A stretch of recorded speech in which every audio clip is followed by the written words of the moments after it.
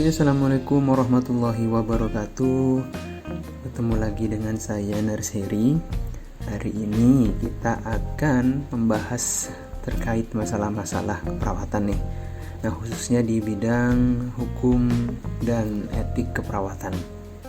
Sebelum kita masuk ke materi hari ini, saya sudah mengupload video sebelumnya dan kalian harus tonton sebagai video pengantar untuk materi hari ini ya. Jika belum nonton silahkan klik link yang ada di atas ya. Setelah itu baru dilanjut lagi video ini. Nah, di video kali ini saya akan membahas kasus-kasus hukum yang ada di profesi keperawatan. Nah, berbicara tentang kasus-kasus dan melihat kondisi saat ini dengan adanya wabah corona ini, saya ingin sedikit kaitkan dengan kondisi kita yang kita hadapi saat ini. Alangkah lebih baiknya sebagai pengantar saya sedikit review kembali terkait etik-etik dari keperawatan itu sendiri. Karena kalau kita bahas terkait hukum tidak lengkap kalau kita tidak bahas tentang etiknya. Nah, etik itu sendiri itu apa sih sebenarnya? Nah, etik itu adalah bisa dikatakan sesuatu yang baik atau tidak baik, itu saja, baik atau tidak baik. Nah, di aspek-aspek keperawatan, aspek etik itu sebenarnya ada 8. Nah, sini kita akan bahas satu persatu apa saja itu. Yang saat ini yang saya akan bahas itu ada 4 poin yang paling penting untuk semua mahasiswa keperawatan untuk lebih memahami aspek etik tersebut. Yang pertama itu ada autonomi. Autonomi itu apa? Jika mendengar kata autonomi, pertanyaan yang muncul adalah seberapa kita bisa menghargai pasien dan keluarga. Apa saja yang kita hargai adalah kepercayaannya, kemudian kebutuhannya, nilai-nilainya, kemudian kebutuhan perawatan yang dibutuhkan oleh keluarga atau pasien, terkait informasi yang harus didapatkan oleh keluarga atau pasien untuk memilih sesuatu tindakan berdasarkan alasan yang rasional. Ya, itu adalah autonomi. Kemudian aspek yang paling penting adalah di autonomi itu bagaimana kita sebagai perawat melakukan komunikasi kepada pasien tersebut. Seberapa lengkap komunikasi kita, informasi yang kita sampaikan, kemudian bisa mengantar keluarga atau pasien untuk mengambil keputusan. Nah, di autonomi itu sendiri bisa dikatakan bahwa kita menghargai apa yang diputuskan oleh pasien atau keluarga. Kita menghargai manusia yang memiliki harga diri dan martabat. Kemudian di kondisi wabah COVID-19 ini, perawat harus melibatkan klien untuk berpartisipasi dalam membuat keputusan atas tindakan yang akan dilakukan. Ya, pada saat proses akan melakukan tindakan, pasien tetap harus dilibatkan, keluarga pasien juga harus dilibatkan. Kemudian di autonomi juga itu prinsip yang paling penting adalah pasien harus dihormati secara etik dan legal, dan pasien juga harus dipastikan secara cakap memberikan keputusan untuk menyetujui atau menolak tindakan keperawatan. Jadi kalau di Indonesia itu dikatakan cakap untuk memilih atau mengambil keputusan adalah usia 18 tahun ke atas. Nah, itu sudah bisa untuk diajak diskusi untuk mengambil sebuah keputusan tindakan keperawatan. Nah, di suasana wabah seperti ini, di wabah COVID-19 ini, diperlukan komunikasi yang baik antar perawat dan pasien.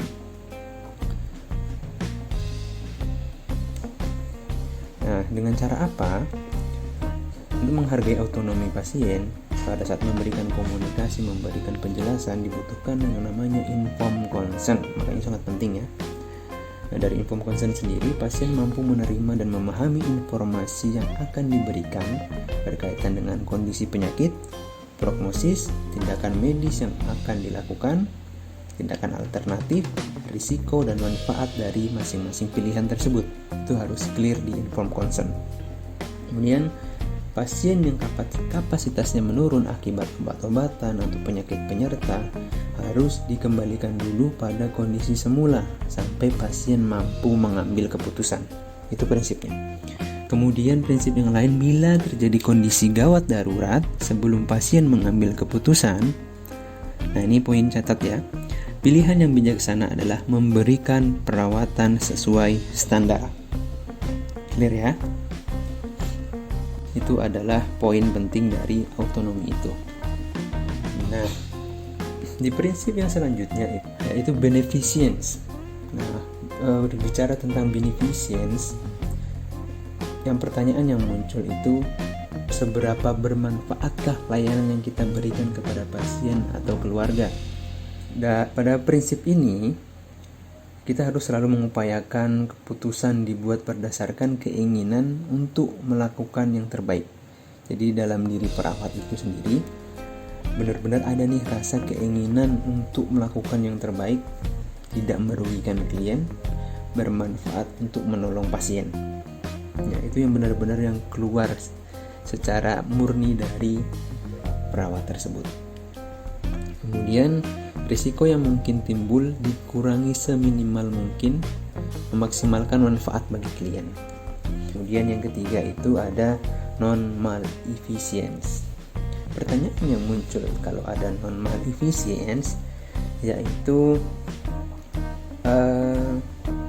tindakan apa yang kita bisa lakukan untuk mengurangi seminimal mungkin sakit yang dirasakan oleh pasien.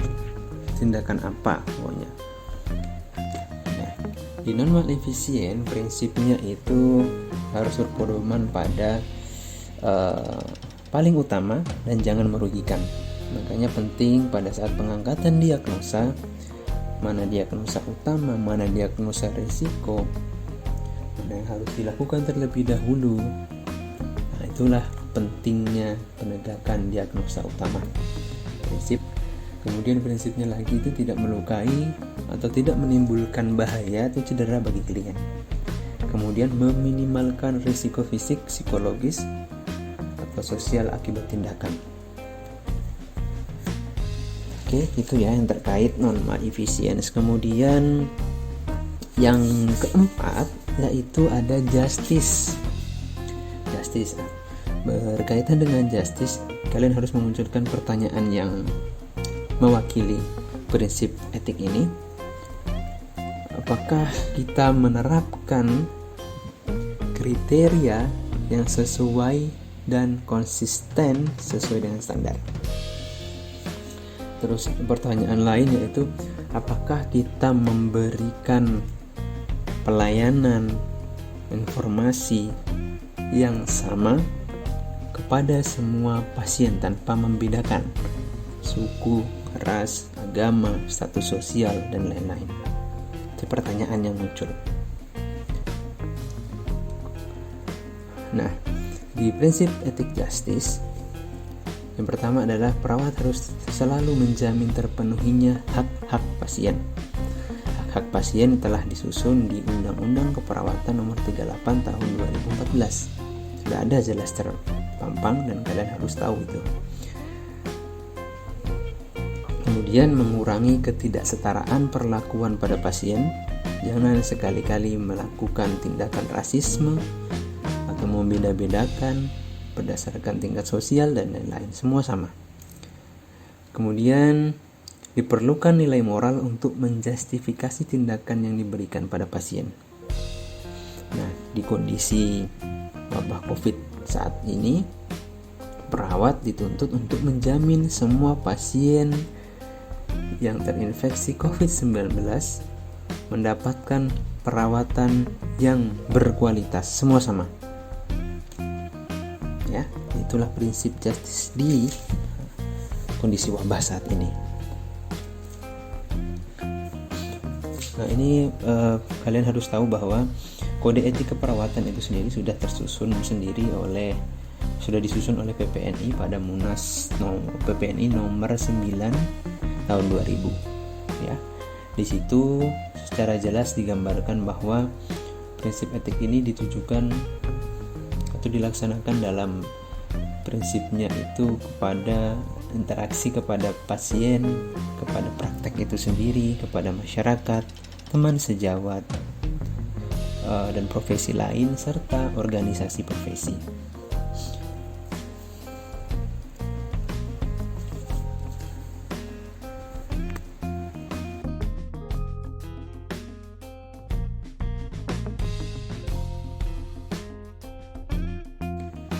Adanya hukum antara pasien dan perawat dimulai dari keperdataan. Untuk mengetahui kedudukan hubungan perawat dan pasien dalam landasan hukum dapat dilihat pada pasal 1367 KUHP yang mengemukakan bahwa seseorang tidak hanya bertanggung jawab atas kerugian yang disebabkan atas perbuatannya sendiri, melainkan atas kerugian yang disebabkan perbuatan orang-orang yang menjadi tanggungannya atau disebabkan orang-orang yang berada di bawah pengawasannya. Apabila terdapat kerugian yang dialami pasien karena tindakan yang berakibat fatal, akan memunculkan permasalahan hukum, khususnya pada hukum perdata di rumusan pasal 1365 KUHP tentang perbuatan melawan hukum yang berisikan tiap perbuatan yang melanggar hukum dan membawa kerugian pada orang lain mewajibkan orang yang menimbulkan kerugian itu karena kesalahannya untuk menggantikan. Nah, dalam menjalankan tugas dan kewenangan profesi perawat secara prinsip telah diatur dalam Keputusan Menteri Kesehatan RI nomor 1293/Menkes/SK/9/2001 tentang registrasi dan praktek perawat. Keputusan Menteri ini sebagai peraturan teknis yang diamanatkan Undang-Undang Kesehatan tahun 92 dan peraturan pelaksanaan dari Peraturan Pemerintah nomor 32 tahun 196 tentang tenaga kesehatan. Pada peraturan pemerintah nomor 32 tahun 96 menjabarkan bahwa perawat adalah salah satu tenaga kesehatan yang mempunyai kewenangan dan berfungsi khusus yang membedakan dengan tenaga kesehatan lain. Peraturan tersebut merupakan peraturan pelaksana sebagai norma yuridis yang mengikat perawat dalam melaksanakan profesinya di rumah sakit.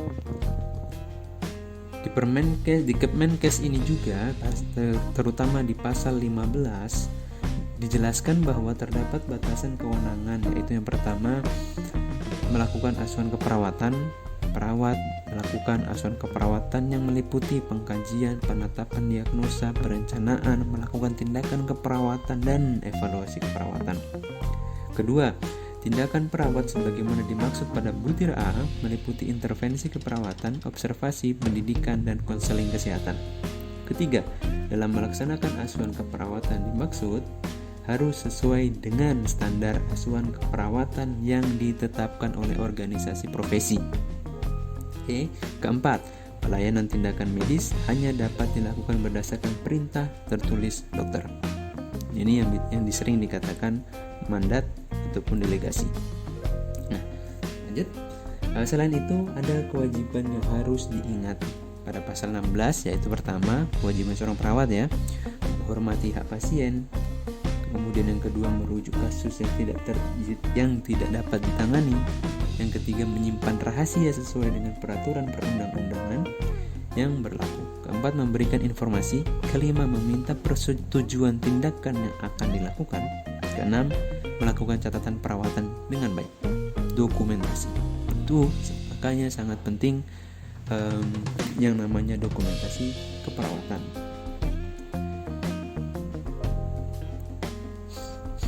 Walaupun begitu, tetap ada pengecualian terhadap kewenangan yang berlandaskan pada pasal 15. Pengecualian tersebut dimaksud untuk memberi perlindungan hukum yang luas dalam penyelenggaraan dan pelayanan kesehatan oleh perawat.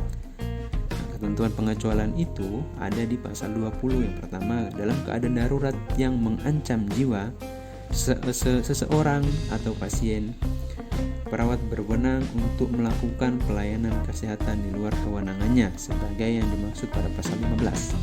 Ya, itu dalam kondisi darurat perawat boleh melakukan untuk menyelamatkan jiwa seseorang.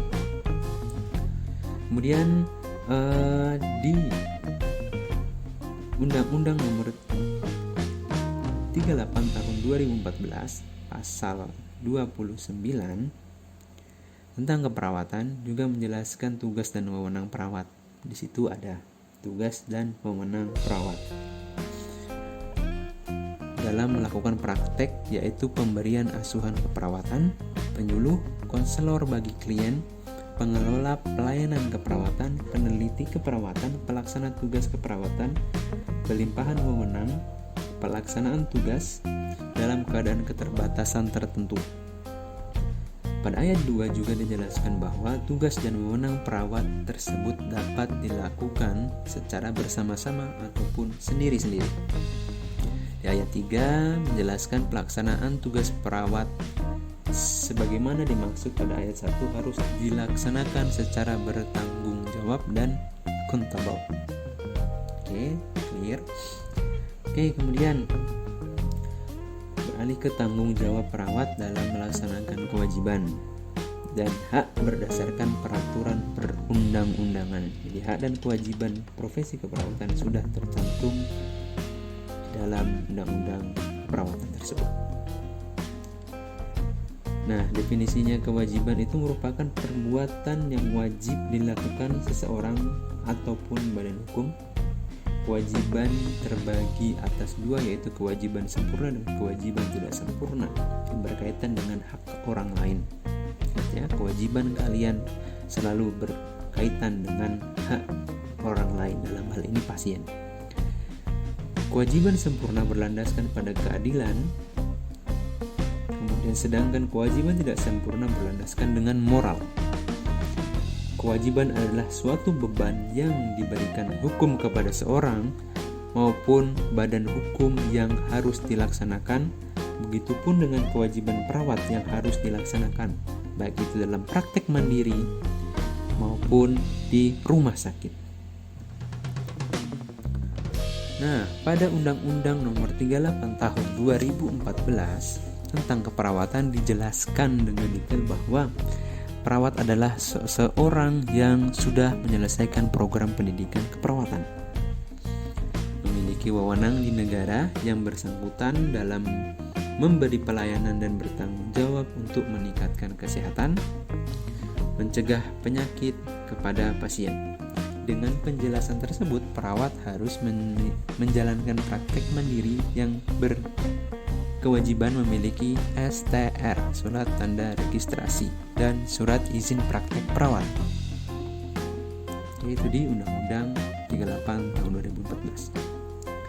Dalam pasal 37 Undang-Undang 38 tahun 2014 tentang keperawatan menyebutkan untuk mewajibkan perawat melengkapi sarana dan prasarana pelayanan perawatan sesuai dengan standar pelayanan keperawatan, memberikan pelayanan merujuk klien kepada perawat lain yang tepat sesuai dengan keahliannya, membuat dokumentasi asuhan keperawatan, kewajibannya ya, membuat dokumentasi asuhan keperawatan, memberikan informasi yang lengkap, jujur, benar, jelas, dan mudah dimengerti mengenai tindakan keperawatan kepada klien atau keluarganya sesuai dengan batas kewenangannya, melaksanakan tindakan pelimpahan wewenang dari tenaga kesehatan lain sesuai dengan kompetensi perawat, dan melaksanakan penugasan khusus yang ditetapkan oleh pemerintah.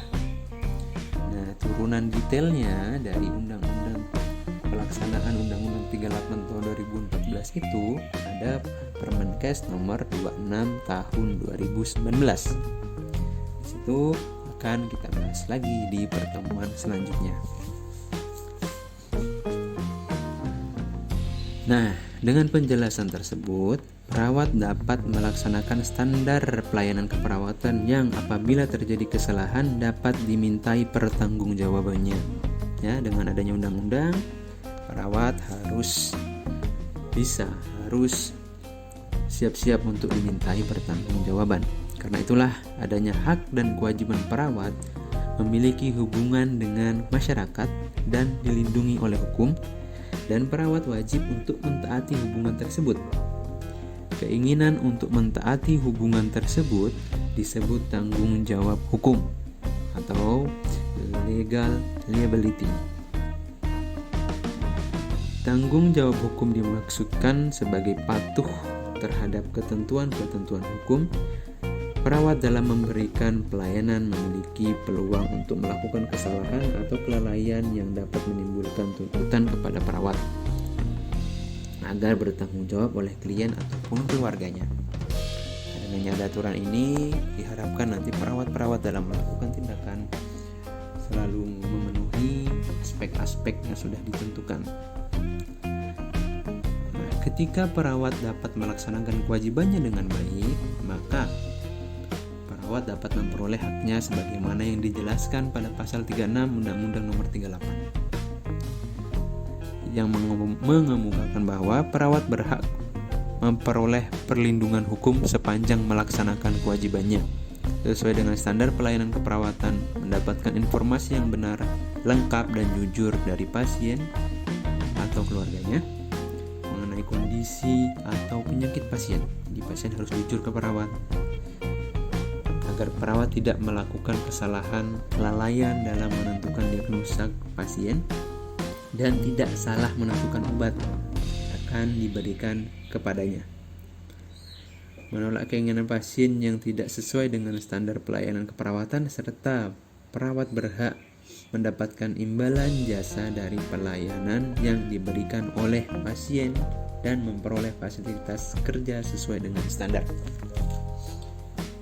Itu hak dari perawat.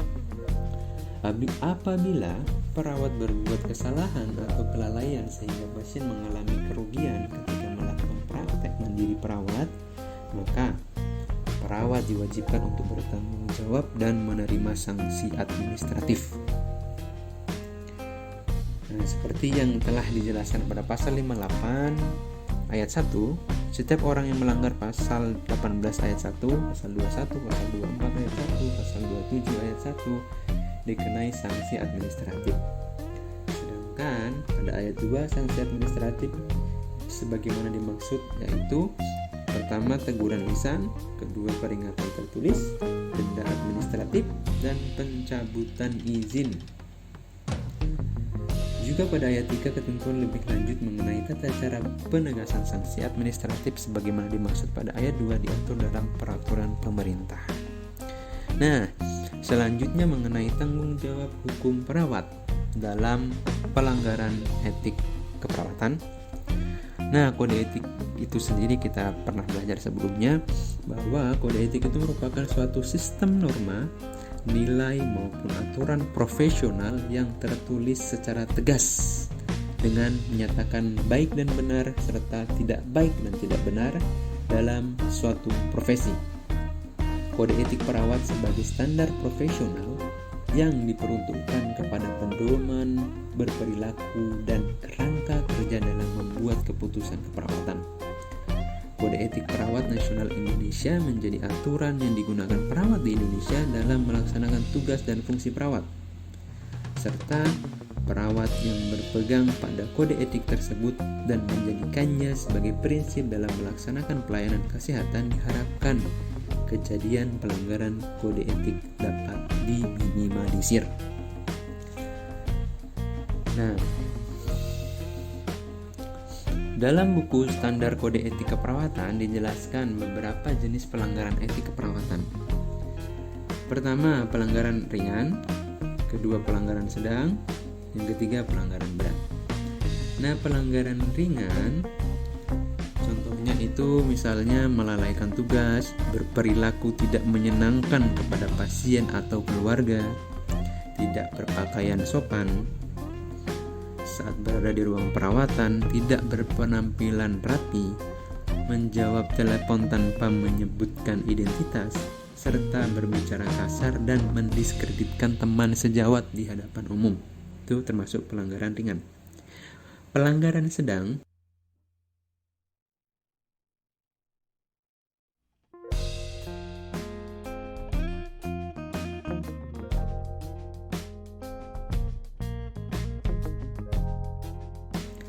kemudian pelanggaran berat, contohnya tindakan keperawatan tanpa mengikuti prosedur sehingga penderitaan pasien bertambah parah bahkan meninggal. Salah memberikan obat sehingga berakibat fatal bagi pasien, memberikan pasien pada keadaan sakit parah dan sakaratul maut tanpa memberikan pertolongan. Kemudian berjudi atau minum alkohol sampai mabuk di ruangan perawatan, menodai kehormatan pasien, memukul atau berbuat kekerasan pada pasien dengan sengaja sampai menjadi cacat fisik, menyalahgunakan obat pasien untuk kepentingan pribadi atau kelompok, dan menjelekkan atau membuat hoax mengenai profesi keperawatan dan profesi lain dalam forum media cetak maupun media online yang mengakibatkan adanya tuntutan hukum. Nah, itulah masuk pelanggaran-pelanggaran, kategori-kategori pelanggaran. Selain itu, tanggung jawab hukum bila ditinjau dari hukum administrasi negara, maka sumber tanggung jawab itu sendiri berasal dari masalah kewenangan yang dimilikinya. Yang dimiliki oleh perawat. Apabila berdasarkan hukum perdata, sumber tanggung jawab itu berasal dari ada tidaknya suatu perbuatan melawan hukum. Sedangkan apabila berdasarkan hukum pidana, maka bersumber dari ada tidaknya kesalahan atau perbuatan dari yang dilakukan, yaitu harus atau tidak seharusnya dilakukan berdasarkan hukum yang ditulis atau yang tidak tertulis. Kemudian, jika dapat disimpulkan adanya perencanaan, pengadaan, pendayagunaan, pembinaan, dan pengawasan mutu tenaga kesehatan dimaksudkan untuk seluruh tenaga kesehatan dalam pelaksanaan upaya kesehatan. Secara prinsip, kewenangan perawat dalam melakukan tugas dan profesi diatur pada Keputusan Menteri Kesehatan tahun 2001 tentang registrasi dan praktik perawat. Hal ini dilakukan karena perawat dalam menjalankan tugasnya tidak akan terlepas dari kewenangannya. Adanya kode etik perawat diperuntukkan untuk membantu dan membuat standar serta pedoman dalam melaksanakan tugas, kewajiban, serta hak perawat secara profesional. Pada pasal 37 Undang-Undang Nomor 38 Tahun 2014 tentang keperawatan disebutkan kewajiban perawat tentang keperawatan menyebutkan bahwa hak perawat setelah melaksanakan kewajibannya. Kemudian tanggung jawab hukum perawat dapat ditinjau dari hukum administrasi negara, perdata, dan pidana. Oke, itulah tadi penjelasan pengantar terkait hukum dalam keperawatan.